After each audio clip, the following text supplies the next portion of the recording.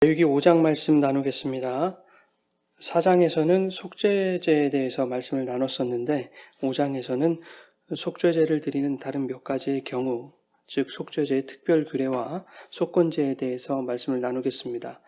우선 속죄제의 특별 규례에 대해서 살펴볼 텐데 네 가지 경우가 여기에 속합니다. 첫째는 1절에 말씀하고 있는 저주하는 소리를 듣고도 증인이 되어 그것을 알리지 않는 죄입니다.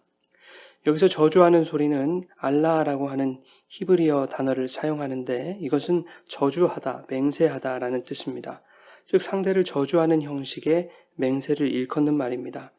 예를 들면 누군가 내 소중한 물건을 훔쳐갔을 때 그 사람에게 대하여 잡히기만 하면 죽이겠노라고 이렇게 저주를 하는 것이죠. 그런데 이러한 저주의 맹세를 듣고도 저주의 대상에게 알리지 않는다면 그것은 바로 죄를 범하는 것과 같다라는 것입니다. 그 일로 인해서 발생하는 죄에 대해서는 알리지 않는 자에게 책임이 있는 것이고 이것은 속죄죄에 해당한다라는 것이죠. 둘째는 2절에서 말씀하고 있는 부정한 것들, 즉 사체를 만졌을 경우입니다. 그것이 부지중이라 할지라도 죄가 된다라는 것이죠. 셋째는 3절에 나타난 부지 중에 어떤 사람의 부정에 닿았을 경우입니다. 여기서 부정이라는 단어는 히브리어 타마라고 하는데 이것은 제의적으로 정결하지 않거나 신성 모독을 말하는 것입니다. 또는 여성이 순결을 잃게 되는 것과 또 이방인에게 또 이 부정이라는 의미를 적용했습니다. 부지 중에라도 이러한 부정에 닿았는데 그것이 부정함이라는 것을 깨달았을 때에는 속죄제를 드려야 하는 것입니다. 넷째는 4절에 말씀하고 있는 함부로 맹세하는 것입니다. 여기서 맹세는 샤바라는 단어인데 하나님의 이름을 함부로 들먹이면서 욕하거나 비방하는 것을 말합니다.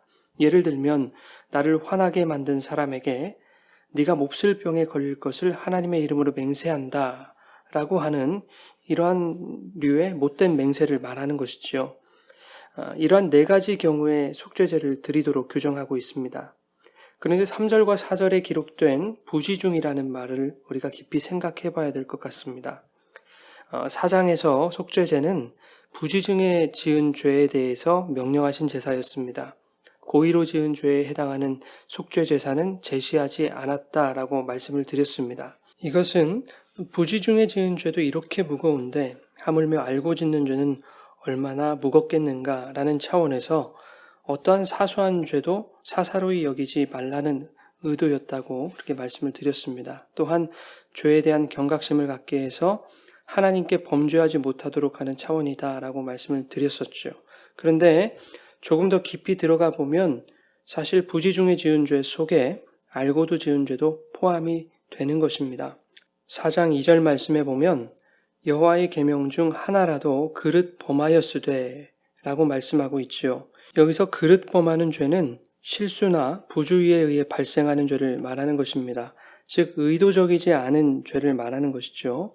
그런데 4장 13절 그리고 오늘 본문의 2절과 3절에 나타난 부지중이라는 말은 감추다, 숨기다 라는 뜻의 알람이라는 히브리어 단어입니다. 여기에는 보다 광범위한 의미가 함축되어 있습니다. 첫째는 말 그대로 알지 못하거나 의도적이지 않은 실수로 이루어진 잘못을 나중에 깨닫게 되는 것을 의미합니다. 둘째는 의식적으로 혹은 고의적으로 행한 일을 망각하고 있다가 나중에 그것이 죄라고 깨닫게 되는 경우입니다. 그러니 사실 이 부지중이라고 하는 말 속에는 알고 지은 죄, 모르고 지은 죄 모두가 포함되어 있는 것이죠. 성경이 이러한 모든 의미를 함축하고 있으면서도 표면적으로는 부지중이라는 뉘앙스로 기록하고 있는 것은 알지 못하고 지은 죄에 대해서도 반드시 속죄제를 드려야 함을 강조하면서 어떠한 형태의 죄라도 하나님 앞에서는 매우 무거운 것임을 말하려는 의도였을 것으로 생각됩니다. 그런데 오늘 본문 말씀은 매우 중요한 사실 하나를 매우 짧은 문장으로 언급하고 있습니다. 5절 말씀인데요. 이렇게 기록하고 있습니다. 이 중 하나에 허물이 있을 때에는 아무 일에 잘못하였노라 자복하고 6절 그 잘못으로 말미암아 여호와께 속죄제를 드리되 속죄제를 드리기 앞서서 그 죄에 대한 자복함 즉 회개가 반드시 필요하다는 것입니다. 진정한 뉘우침과 처절한 자복 없이 제물만 바치는 것은 의미가 없다는 얘기죠. 시편 51편에서 하나님께서 구하시는 제사는 상한 심령이라 라고 말씀하신 것이 이것을 설명하고 있는 것이죠. 여러분, 우리 일상생활 속에서 얼마나 많은 사소한 잘못들을 간과하고 있습니까?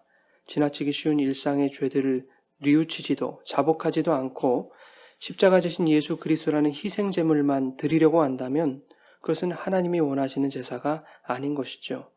아무리 사소한 잘못이라 할지라도 상한 심령으로 주님 앞에 자복하며 나아올 때 그것이 온전한 속죄가 될 것입니다. 14절부터는 속건제에 대해서 말씀하고 있습니다. 속건제는 속죄제와 매우 유사해 보이긴 합니다. 그러나 속죄제가 죄 자체에 대한 속죄의 목적이 있었다면 속건제는 죄로 인해 발생한 피해나 손해를 처리하는 보상적인 목적을 가지고 있습니다. 그래서 속죄제를 보상제라고도 말하고 있는 것이죠. 속건제라는 말은 히브리어 아샴이라는 말인데 죄책이 있다, 죄책을 느끼다, 죄책을 일으키다 라는 뜻입니다. 이것은 본질적인 죄에 대한 것이 아니라 죄로 인해 발생한 도덕적, 윤리적, 사회적인 죄책에 대한 것입니다. 죄는 하나님과 사람과의 관계뿐만 아니라 사람과 사람 사이의 관계 또한 파괴합니다. 그 죄로 인하여 개인이나 공동체가 피해를 입게 되는데 그에 대한 보상과 관련된 제사가 바로 속건제입니다. 본문 16절에 보면 성물에 대한 잘못을 보상하되 그것의 5분의 1, 즉 20%를 더하여 제사장에게 줄 것이다 이렇게 말씀하고 있는 것을 보면 이 속건제는 보상하는 개념의 제사다라는 것을 잘 알 수 있습니다. 6장에서도 속건제를 드려야 하는 특별 규례에 대해서 소개를 합니다마는 오늘 본문 말씀에서만 본다면 속건제를 드리는 경우는 다음과 같습니다. 첫째는 15절 여호와의 성물에 대하여 부지 중에 범죄했을 때입니다. 여기서 부지 중에 지은 죄는 4장 2절에서 말하는 그릇 범한 죄와 같은 말입니다. 즉 의도성이 없는 모르고 짓는 죄를 말하는 것이죠. 여호와의 성물에 대하여 부지 중에 범죄하였다는 것을 원어로 보게 되면 마알이라고 하는 반역과 배신에 해당하는 단어가 반복적으로 사용되는 것을 볼 수 있습니다. 즉 성물에 대한 범죄는 하나님에 대한 반역과 배신인 것이지요. 이것은 여호와의 성물이 하나님의 거룩한 소유라는 것을 알지 못하고 그것을 횡령했거나 여호와의 성물을 제사의 규례에 맞게 사용하지 않았거나 또 여호와께 드려야 할 성물의 규례를 지키지 않은 것이 이에 해당된다고 할 수 있습니다. 이러한 경우에 속건제를 드려야 하는 것이죠. 둘째는 17절에 말씀하는 대로 여호와의 계명 중 하나를 부지 중에 범하였을 때입니다. 여기서 부지 중이라는 단어는 의도적인 잘못도 포함하고 있는 것입니다. 17절에서의 부지 중이라는 단어는 부정접두어 로와 알다, 이해하다라는 뜻의 야다 동사를 합성한 단어입니다. 즉 알지 못했어야 할 것, 이해하지 말았어야 할 것을 알고도 범하는 행위를 의미합니다. 다시 말하면 알면서도 자신의 유익을 위해서 죄를 범하는 경우를 말하는 것입니다. 이렇게 자신의 유익을 위해 죄를 범하게 되면 이것은 타인과 공동체에게 불이익이 발생하게 되는 것뿐만 아니라 가장 먼저는 하나님께 범죄하는 것입니다. 그래서 19절에서는 이렇게 말씀하고 있습니다. 이는 속건제니 그가 여호와 앞에 참으로 잘못을 저질렀음이니라. 여러분, 우리는 우리의 삶 속에서 다양한 죄를 짓고 살아갑니다. 그 죄들은 알고 짓는 죄일 수도 있고 모르고 짓는 죄일 수도 있습니다. 그러나 중요한 것은 죄는 어떠한 형태의 죄일지라도 사소하게 여겨서는 안 된다는 것입니다. 어떠한 형태의 죄라 할지라도 하나님 앞에서는 모두가 무거운 죄인 것입니다. 죄는 반드시 해결해야 됩니다. 반드시 자복하고 회개해야 합니다. 그러나 죄의 해결은 입술로 고백하고 반성하는 것으로 끝날 수 없습니다. 나의 죄로 인해 발생하는 타인이나 공동체의 피해에 대해서도 철저하게 용서를 구하고 책임을 져야 하는 것입니다.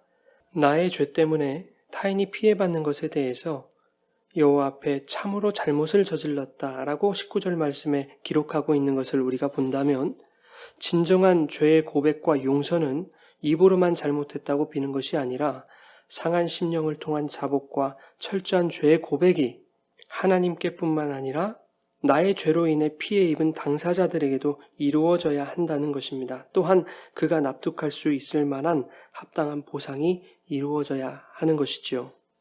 오늘날 기독교에는 속죄만 있고 속건은 사라진 것 같습니다. 많은 대형교회 뿐만 아니라 수많은 교회들의 목사와 중직자들 그리고 각 교단의 높은 사람들 뿐만 아니라 많은 성도들 어떻습니까? 교회 안에 드러나 있는 여러 가지 문제와 잘못들, 하나님 앞에 범한 죄악들을 예수 그리스도의 보혈의 피로 덮으려고만 하지 그것들을 철저하게 드러내서 자복하고 회개하고 그것을 해결하려는 시도들은 전혀 하지를 않고 있습니다. 여러분, 입으로만 떠드는 신앙이 아니라 우리의 삶으로, 우리의 몸으로 실천하는 신앙 되기를 바랍니다.